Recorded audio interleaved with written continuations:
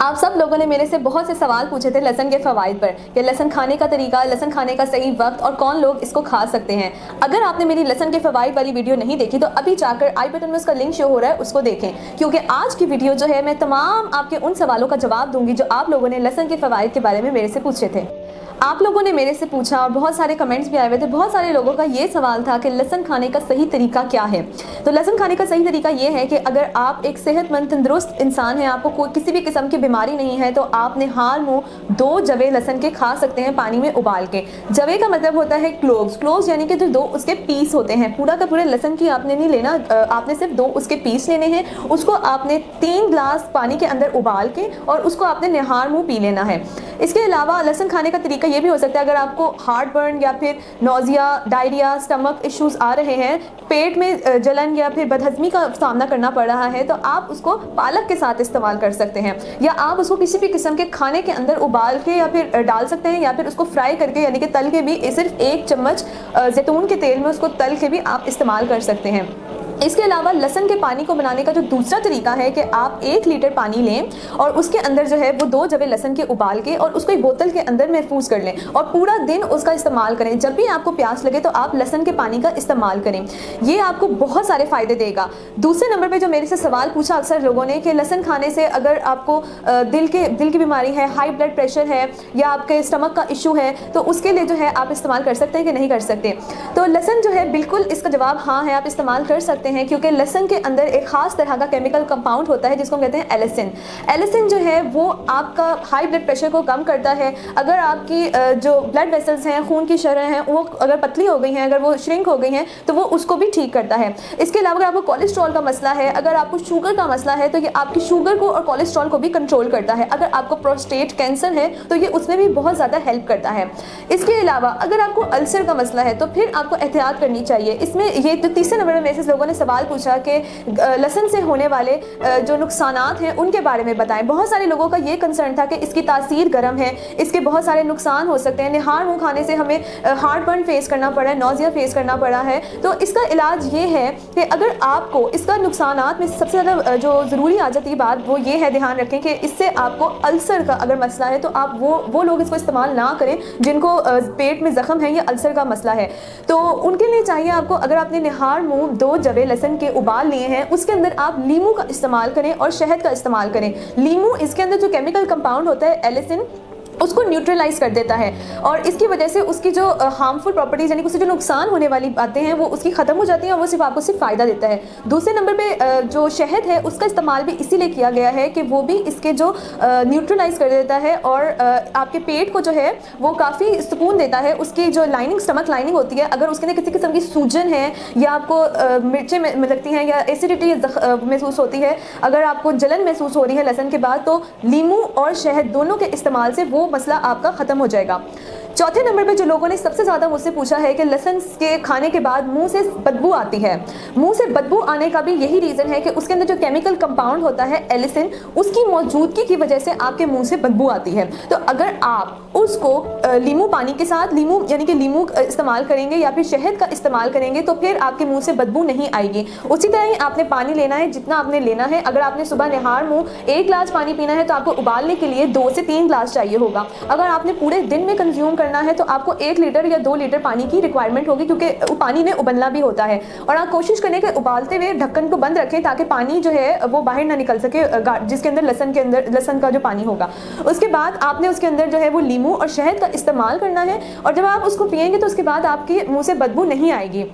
इसके अलावा भी आप मिंट का इस्तेमाल कर सकते हैं, यानी कि पुदीने का इस्तेमाल कर सकते हैं, आप सेब का इस्तेमाल कर सकते हैं, आलू का इस्तेमाल कर सकते हैं। ये सारी चीज़ें जो है वो मुंह से बदबू आना रोक देती हैं।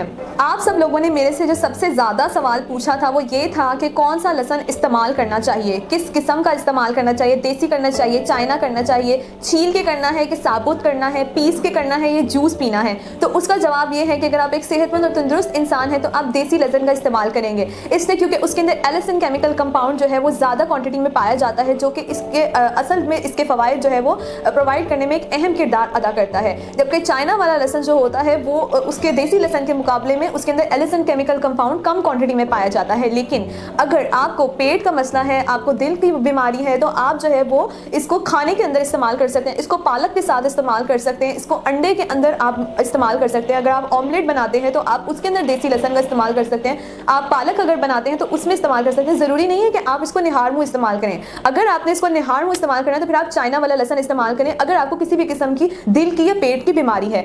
दूसरी बात आ जाती है कि आपने इसको पूरा इसको पीस के नहीं इस्तेमाल करना, इसको पूरा होल आपने जो है वो लहसुन के 2 पीस लेने हैं और उनको पानी के अंदर उबालना है। उबालने के बाद वो ऑटोमेटिकली जो है वो नरम हो जाएगा और उसके बाद आपने उसको पीस लेना है। वो मजीद उसके अंदर जितना भी जूस होगा वो पानी के अंदर निकल जाएगा। उसके बाद आपने छान के पीना है।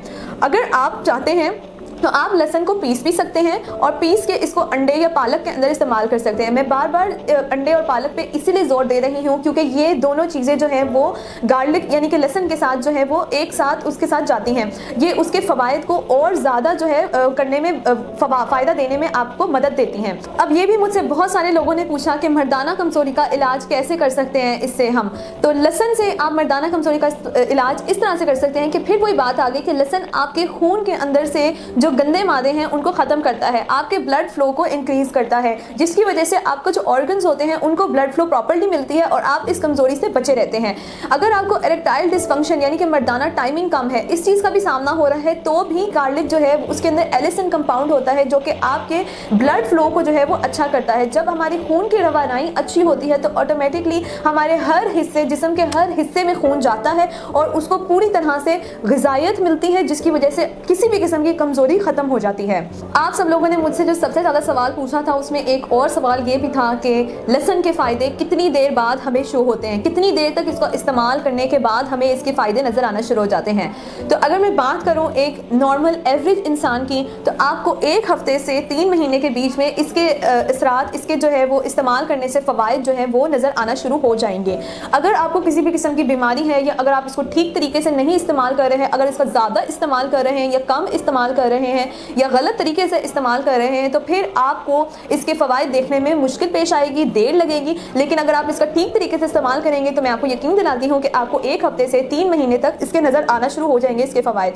जो एक और पूछे जाने वाला सवाल वो ये था कि अगर हम देसी लहसुन का इस्तेमाल नहीं कर सकते, मुंह से बदबू आती है, तासीर गर्म होती है, तो इसका जवाब ये है कि आप इसके कैप्सूल इस्तेमाल कर सकते हैं। आजकल मार्केट में जो है वो लहसुन के सप्लीमेंट्स अवेलेबल हैं, जिसकी वजह से आपको किसी भी किस्म का जो है वो नुकसान होने का कोई भी इम्कान नहीं होता। उससे बदबू भी नहीं आती, उसकी तासीर भी आपको जो है वो नुकसान नहीं देती, वो पेट के लिए भी गर्म नहीं होता, वो दिल के लिए भी नुकसानदेह नहीं होता। आप उसका भी इस्तेमाल कर सकते हैं। वो भी आपने रोज़ निहार मुँह ही इस्तेमाल करना है, लेकिन उसकी मिकदार अलग अलग है। अगर आपको शुगर है तो उसकी मिकदार अलग है, अगर आपको दिल की बीमारी है या पेट की बीमारी है तो उसके लिए मिकदार अलग है। तो इसके लिए आपको चाहिए कि आप जो है किसी माहिर ग़िज़ायात से अपना डाइट प्लान बनवाएं और वो आपको बेहतर तरीके से बता सकती है कि आपकी जिस्म के मुताबिक, आपकी ज़रूरत के मुताबिक आपको लहसुन किस तरह इस्तेमाल करना चाहिए, कितनी मिकदार में यूज़ करना चाहिए और कैसे करना चाहिए। उम्मीद करती हूँ कि आपके तमाम सवालों के जवाब मैंने दे दिए हैं। अगर इससे ज़्यादा मज़ीद आपका कोई सवाल है तो आप कमेंट सेक्शन में मेरे से पूछ सकते हैं। इसके अलावा अगर आपको डाइट प्लान की ज़रूरत है या आपको मेरे से बात करने की ज़रूरत है तो डिस्क्रिप्शन में दिए गए लिंक पे क्लिक करें और मेरे से अपॉइंटमेंट बुक करें। किसी भी किस्म की बीमारी, अगर आपको बांझपन की या मर्दाना कमज़ोरी की, हाई ब्लड प्रेशर,